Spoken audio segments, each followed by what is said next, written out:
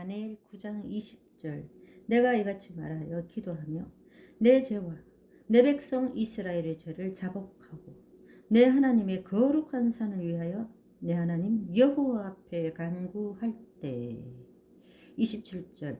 그가 장차 많은 사람들과 더불어 한 일해 동안의 언약을 굳게 맺고 그가 그 일의 절반에 제사와 예물을 금지할 것이며 또 포악하여 가정한 것이 날개를 의지하여 설 것이며 또 이미 정한 종말까지 진노가 황폐하게 하는 자에게 쏟아지리라 하였느니라 하니라.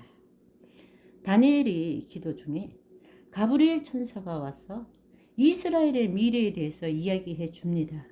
거룩하니 즉 예수님의 십자가 구속 사건으로 이스라엘의 69일회가 끝나고 이방인의 때에 열방의 구원의 시간, 그 시간의 간격이 이렇게 긴 시간 2000년인지는 다니엘도 몰랐을 것입니다. 그 시간이 또 지나면 이스라엘의 70일에 마지막 한 일에 이스라엘의 때와 이방인의 때가 완전히 같이 끝나게 되면 이 때라는 것은 기회의 때입니다. 이제 영원한 의의 나라가 시작이 될 것이다 라는 것을 우리가 대강 알고 있습니다.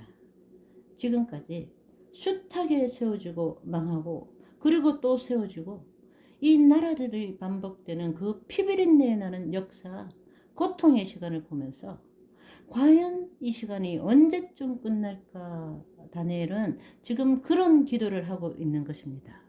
오늘날 교회들이 자녀들이 수능을 앞두고 다니엘 기도회다 하는데 차원이 다르죠? 스케일이 다릅니다. 다니엘은 우리 민족이 정말 언제쯤 예언대로 해방이 되어서 다시 고향으로 돌아가서 마음껏 예배드릴 수 있을까? 포로로 잡혀온 지 70년이 거의 다 되어 가는데 선지자 예레미야에게 알려주신 포로 기간이 70년이라는 것을 깨달은 다니엘은 자신의 민족과 하나님의 성전을 위해서 자기 민족의 죄를 대신 통회하면서 금식하고 회개하고 그러던 중에 바로 이 70일의 놀라운 계시를 받게 되었습니다. 70일의 계시의 중요성은 그것이 언제 시작됐고 또 언제 끝나고 또 적그리스도가 누구냐 그것을 알려주는 데 있지 않습니다. 그것은 하나님께서 모든 것에 정하신 역사의 기한이 있고 그 기한이 차면 반드시 죄가 끝나고 영원한 의가 시작이 된다는 것을 깨닫게 하는 데에 있습니다.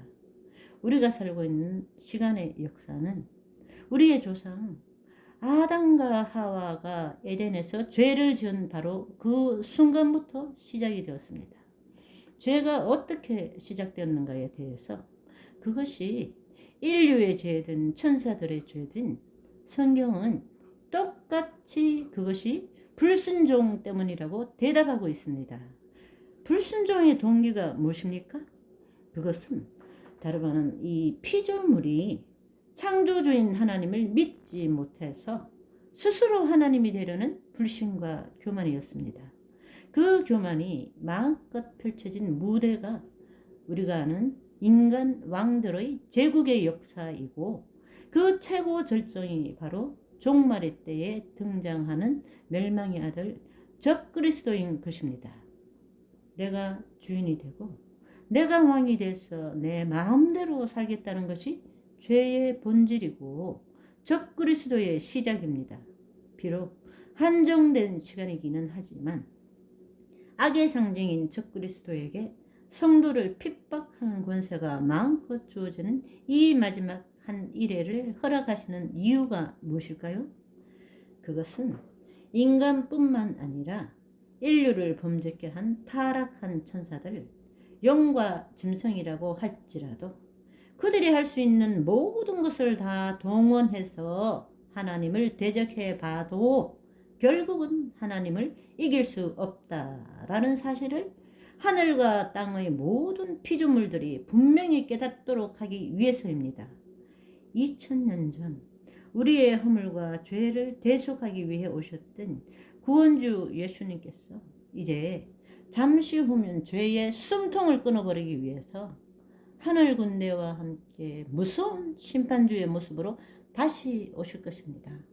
이 세상의 모든 불순종의 아들들, 하늘 높은 줄 모르고 제 맘대로 날뛰며 성도들을 핍박하던 짐승 권력도 또 부귀영화를 위해서 그 권력에 붙어서 하나님을 배신한 거짓 선지자 종교 집단들도 그날이 되면 모두 죄와 함께 불못에 던져져서 끊어질 것입니다.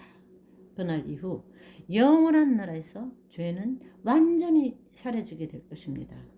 온 세상에 어떤 피조물도 감히 삼위일체 하나님께 반역을 꿈꾸지 못하게 될 것입니다. 모두가 창조주에게 반역하면 어떻게 되는지 두 눈으로 똑똑히 보았으니까요. 지금은 마지막 때 말세 지말의 때입니다.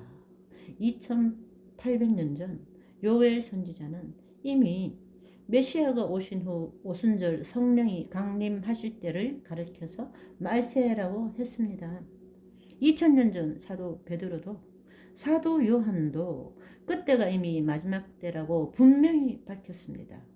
왜냐하면 그들은 유대인들의 시간은 이미 마지막 한 일회를 남겨두고 예수님의 십자가 사건으로 끝난 것을 알았기 때문입니다.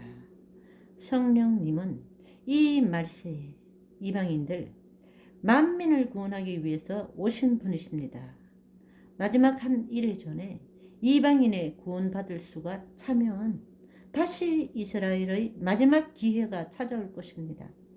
사도 바울과 예수님의 제자들은 이 사실을 알고 있었기 때문에 땅 끝까지 복음을 전하다 기꺼이 순교했습니다. 그들의 소망대로 이방인의 충만한 수가 다 차가고 이스라엘의 회복이 되어가고 있습니다. 말세 시대에 성령 시대, 교회 시대가 끝나가고 있는 것입니다.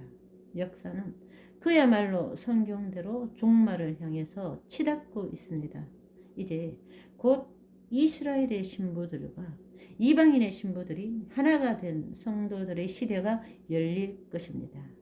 성도들은 성령으로 죄를 이기는 거룩한 무리들을 의미합니다.